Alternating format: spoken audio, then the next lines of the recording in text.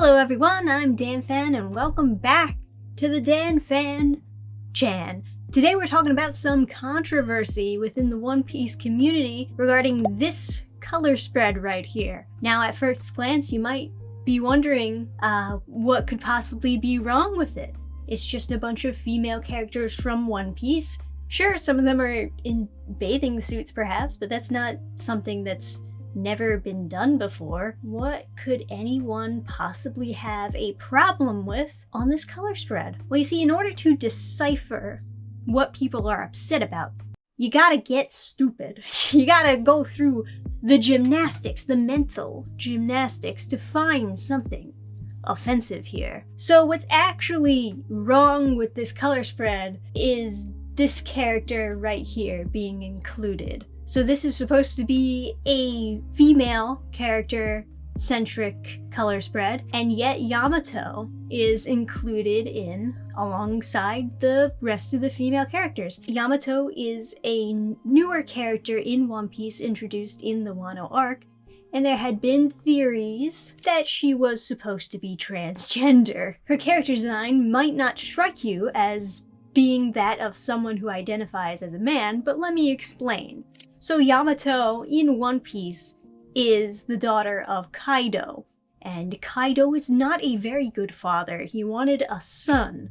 So in an abusive manner, he raises Yamato to be a boy, and she's under the belief that she is a boy because it's all she's ever really been told. And I don't even think she understands the distinction between the genders in general, just because of her abusive father and his methods of raising her. But for some reason, people really took the pronouns to heart. They thought that Kaido was respecting her trans identity or something. It's like, what, the abusive father?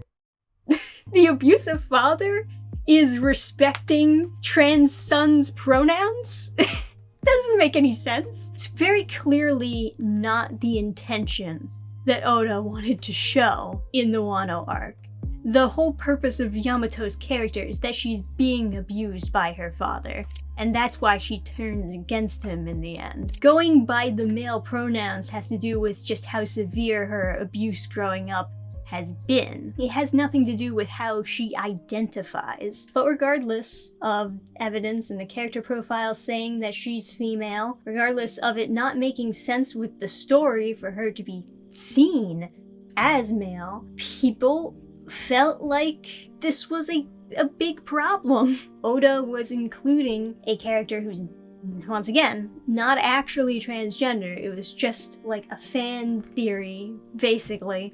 It was just like a headcanon that Yamato was actually transgender and that's why she had the male pronouns. One comment here on Twitter: I want to kill Oda. What kind of game is he playing? Why is he entertaining transphobic arguments? Why? What the fuck is this, Oda? I'm going to hunt you just to castrate you. Oh, all very pleasant comments. Another thing to be mentioned that people are also upset about on the color spread is the absence of a character who actually, from what I can tell, is supposed to be transgender. Okiku. Okiku is not included on this color spread at all. And people are like, oh, is that because Oda is trying to say that trans females aren't real females?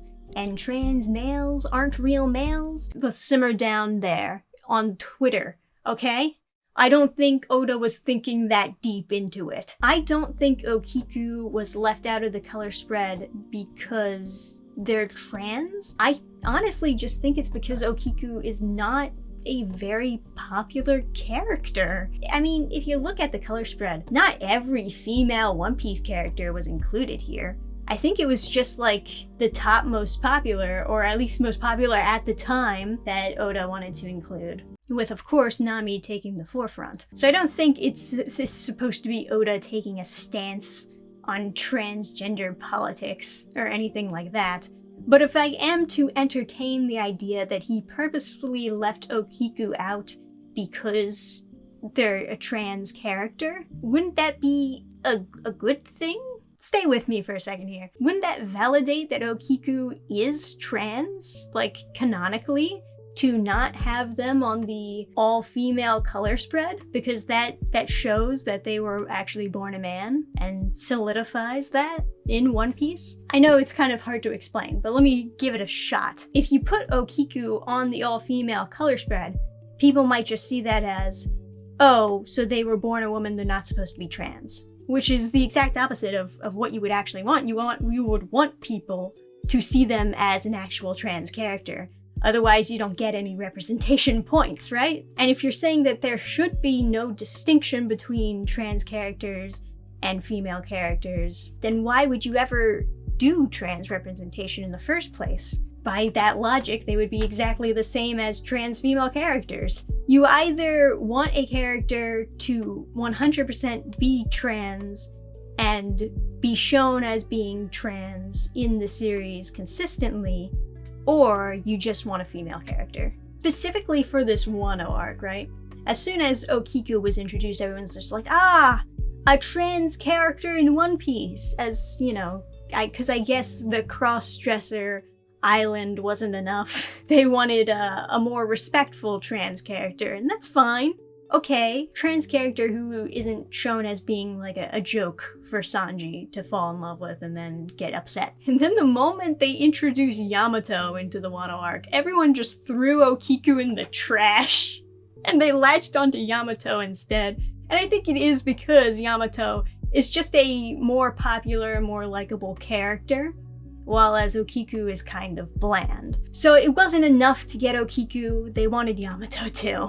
They wanted them both. You know, say what you want about Okiku not being included on the color spread, but I don't really think you can complain about Yamato being there. And I know that this might seem like a more complicated discussion for people to have, at least in America, especially people freaking out over like super petty stuff like this. It's honestly a little bit embarrassing to be in the country that freaks out over petty stuff like this. Like, Oda basically just has to come out with a letter and say straight to their faces, no, Yamato is not supposed to be transgender. No, Kaido is not respecting her pronouns. If anything, it's the opposite. If anything, Kaido is not respecting her actual pronouns by calling her he. But that's about all I got to say about the One Piece stuff.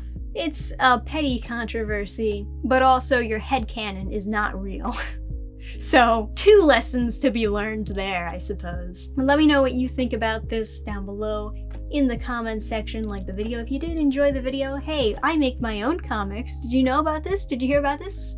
You can go over to burningstarcomics.net if you'd like to check out some of my comics, and you can head over to the fan club on Subscribestar if you'd like to see some sneak peeks and behind the scenes of how I make these comics and concept art and a bunch of good stuff to get on the fan club. So go check these places out. I'll see you guys next time. Till then, bye! Program restart.